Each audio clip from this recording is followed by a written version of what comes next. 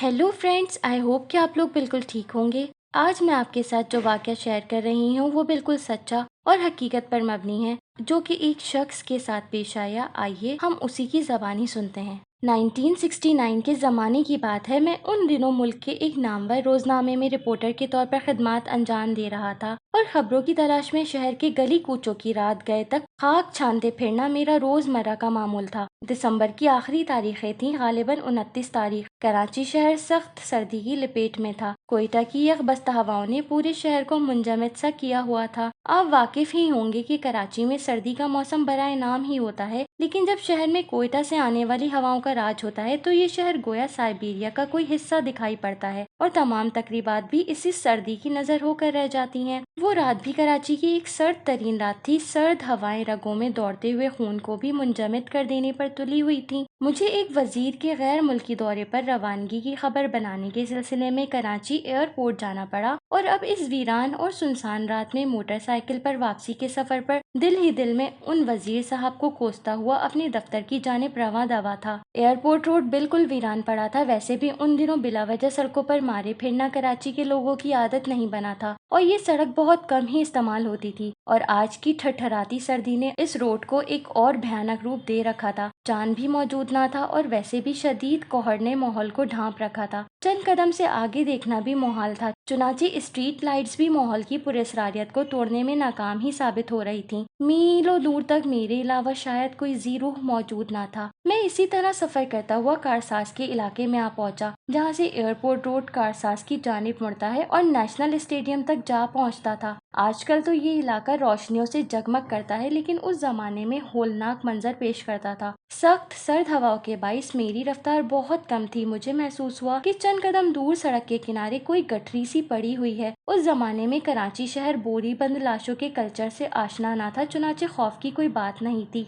मैंने गाड़ी रोकी और उस गठरी के बिल्कुल करीब जा पहुंचा। नजदीक जाने पर इल्म हुआ कि ये गठरी ना थी बल्कि एक कम उम्र लड़की थी जो शायद शदीद जख्मी थी और इस तरह सुकड़ी सिमटी सड़क के किनारे पड़ी थी कि पहली नजर में किसी गठरी ही का गुमान गुजरता था। वो नौजवान खुश शक्ल लड़की नीले स्कर्ट और सफेद ब्लाउज में मलबूस थी। लिबास पर ताज़ा ताज़ा खून के धब्बे थे। उसके आसपास सड़क पर फैला हुआ खून भी जम चुका था। या इलाही, क्या करूं, मेरी कुछ समझ में ही नहीं आता था। मीलों दूर तक कोई नजर भी नहीं आ रहा था, तन्हा मैं और एक जवान लाश। पहले तो ख्याल आया भाग जाऊं, कहीं किसी मुश्किल में न पड़ जाऊं कि हमारी पुलिस के कारनामों से मैं खूब वाकिफ था। वो इस केस को मेरे खाते में बड़ी महारत से डाल देते, लेकिन फिर जवानी के गर्म खून ने जोश मारा और अपने आप पर नफरीन की कि एक बड़े रोजनामे के रिपोर्टर होते हुए भी सिर्फ पुलिस के खौफ से एक बेयारो मददगार लाश को तन्हा सड़क पर पड़ा छोड़कर भाग रहे हो। अब मैंने सोचा कि थोड़ी देर इंतजार करना चाहिए। 12 तो बज चुके हैं। रात के किसी भी फ्लाइट से जाने वाले किसी मुसाफिर को सी ऑफ करके कोई ना कोई गाड़ी तो यहाँ आएगी, उसमें डालकर उसे किसी अस्पताल पहुँचा देना चाहिए। मोबाइल फोन का उस दौर में वजूद ही ना था कि पुलिस से मदद ली जाती। अभी मैंने दिल में ये ख्याल किया था कि लाश में हरकत पैदा हुई। ओफो, ये तो जिंदा है और उसे मेरी मदद की जरूरत है। लानत हो तुम पर, तुम उसे सड़क पर मर जाने के लिए छोड़कर भाग रहे थे। मेरे दिल ने मुझे फिर मलामत की। मैं जल्दी से उसके करीब जा बैठा कि उस लड़की ने आंखें खोली और फिर वो उठ बैठी। अब मैंने बगौर उसे देखा। 18-19 साल की खुश शक्ल सिडोल जिस्म की मुतनासिबुल आजा लड़की थी, जिसे खूबसूरत कहा जा सकता था। शोल्डर कट चमकदार स्याह बाल और स्कर्ट ब्लाउज में मलबूस हुस्न पर उसके जिस्म से निकला खून जम चुका था। उस लिबास में वो लड़की क्रिश्चियन बरादरी की फर्द नजर आती थी। भाई, मैं जख्मी हूँ। कोई बेरहम मुझे अपनी गाड़ी से टक्कर मारकर तड़पता छोड़कर भाग गया है और मैं कई घंटों से यहाँ पड़ी हूँ। कोई रुककर मेरी खबर लेने को भी तैयार नहीं। मैं यहाँ करीब ही रहती हूँ। मेरी माँ मेरा इंतजार कर रही होगी। बड़ी मेहरबानी होगी आपकी अगर आप मुझे मेरे घर पहुँचा दें। वो तो ठीक है, मैं आपको आपके घर तक छोड़ सकता हूँ, लेकिन आप जख्मी हैं पहले तो आपको अस्पताल चलना चाहिए। नहीं, अब मैं ठीक हूँ, आप मुझे मेरे घर ही छोड़ दें। ये कहते हुए वो खड़ी हो गई। मैंने उसके जिंदा होने पर दिल ही दिल में अल्लाह का शुक्र अदा किया। मैंने बाइक स्टार्ट की और वो पिछली सीट पर बैठ गई। उसने अपना नाम मार्था बताया था। वो रास्ता बता रही थी और मैंने उसे उसके घर तक पहुंचा दिया, जो कि वहां से ज्यादा दूर ना था। घर पहुंचकर उसने बैरूनी दरवाजे को धक्का दिया, जो फौरन ही खुल गया। मेरा शुक्रिया अदा किया और अंदर जाकर दरवाजा बंद कर लिया। मैंने वापस दफ्तर पहुंचकर वजीर साहब की रवानगी की खबर बनाई, मुतल्लिका अफराद के हवाले की, और जिस वक्त मैं घर पहुंचा रात के 3 बज रहे थे। अगले रोज मसरूफियत कुछ ज्यादा थी, इसलिए ख्वाहिश के बावजूद मार्था की खबर लेने उसके घर न जा सका। लेकिन उससे अगले रोज में दिल में बेदार होने वाली इस ख्वाहिश को रोक ना सका कि मार्था के घर जाकर उससे मुलाकात करूं। दरअसल वो बहुत खूबसूरत थी, मैं भी नौजवान था, इसलिए इन जज्बात को कुचल ना सका और सुबह 11 बजे उस घर तक जा पहुंचा जहां रात 12 बजे मैंने मार्था को ड्रॉप किया था। डोर बेल बजाने पर एक अधेड़ उम्र खातून बरामद हुई। जी फरमाइए, उन्होंने मुझसे कहा। मैं अजीब शशोपंज में पड़ गया। एक जवान और यकसर अनजान लड़की के बारे में कुछ पूछने की हिम्मत ना पड़ी।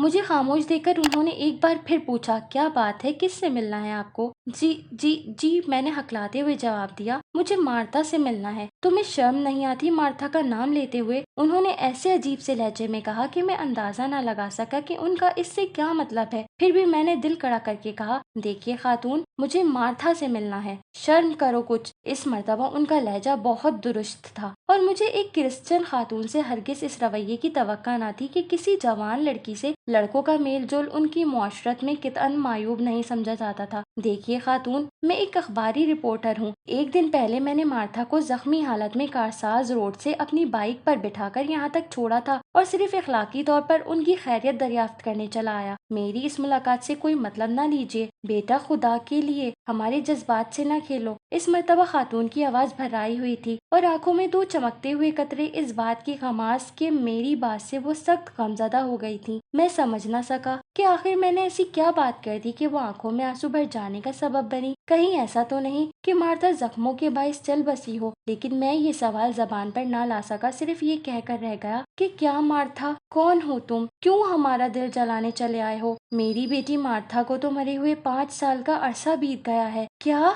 मैंने तो कल रात उसे बाइक पर बिठाकर उसे बाहर के दरवाजे तक छोड़ा था। वो जख्मी थी, नीले रंग की स्कर्ट और सफेद ब्लाउज पहनी थी। मैंने हैरत ज़दा लहजे में उन्हें बताया। हाँ बेटा, कोई शकील कल्ब इंसान उसे कारसाज रोड पर गाड़ी से टक्कर मारकर जख्मी हालत में वहीं छोड़कर चला गया था। हमें दूसरे रोज इत्तला मिली थी जब किसी फलाही इदारे ने उसकी लाश अस्पताल पहुंचाई थी। बस अब चले जाओ, जो भी हो तुम, हमारे जख्मों को इस तरह से दोबारा से हरा ना करो। ये कहकर वो तेजी से मुड़ी और दरवाजा जोर से बंद कर लिया। ये बातें सुनकर मैं सख्त हैरान हुआ और अगले रोज के अखबार में ये खबर मनोआन छाया कर दी, जिसके जवाब में 4 मुख्तलिफ हजरात ने मेरे दफ्तर आकर हल्फिया बयान दिया कि ऐसी ही वारदात उनके साथ भी मुख्तलिफ औकात में गुजर चुकी है और इसी मुकाम से उन लोगों ने उसे घर तक पहुंचाया था। फर्क सिर्फ इतना था कि कोई भी बाद में उसके घर तक जाने की हिम्मत न कर सका था। तारीख, मुकाम और वक्त भी चारों अफरादों के मुताबिक यकसा था। तो क्या वो मार्था थी, उसकी रूह थी, जो हर साल दिसंबर की 29 तारीख को उसी मुकाम पर जाहिर होती है और अपने कातिल की तलाश में सरगर्दा रहती है? क्या मार्था की रूह अपने कातिल को पा जाने की सूरत में उससे इंतकाम लेगी? इस नौयत के बहुत से सवाल मेरे जहन में पैदा हुए और मैंने ये सरगुज़िश्त एक फीचर की सूरत में अपने अखबार के संडे एडिशन में आइंदा साल 27 दिसंबर को शाया कर दी। 29 दिसंबर को फैसल बेस एयरपोर्ट रोड से ड्रिग रोड स्टेशन तक हजारा नौजवान एडवेंचर के जुनून में रात 10 बजे से सुबह 6 बजे तक अपनी बाइक्स पर दंदनाते रहे, लेकिन किसी एक को भी वो नजर नहीं आई। क्या मार्था को अपना कातिल मिल गया था या फिर इतने बहुत से लोगों की मौजूदगी में वो जाहिर होना पसंद नहीं करती थी? ये बात मैं आज इतना अरसा गुजर जाने के बाद भी ना जान सका। शायद कुदरत अपना ये राज ही रखना चाहती हो। सो फ्रेंड्स, ये थी आज की बहुत इंटरेस्टिंग और बहुत हॉरर सी स्टोरी। आई होप कि आपको पसंद आई होगी। अगर आपको मेरी वीडियो पसंद आ रही है तो मेरे चैनल को सब्सक्राइब करना हरगिज मत भूलें, क्योंकि ये आपका प्यार होगा मेरे लिए। तो मिलते हैं नेक्स्ट टाइम एक न्यू हॉरर स्टोरी के साथ। Bye bye.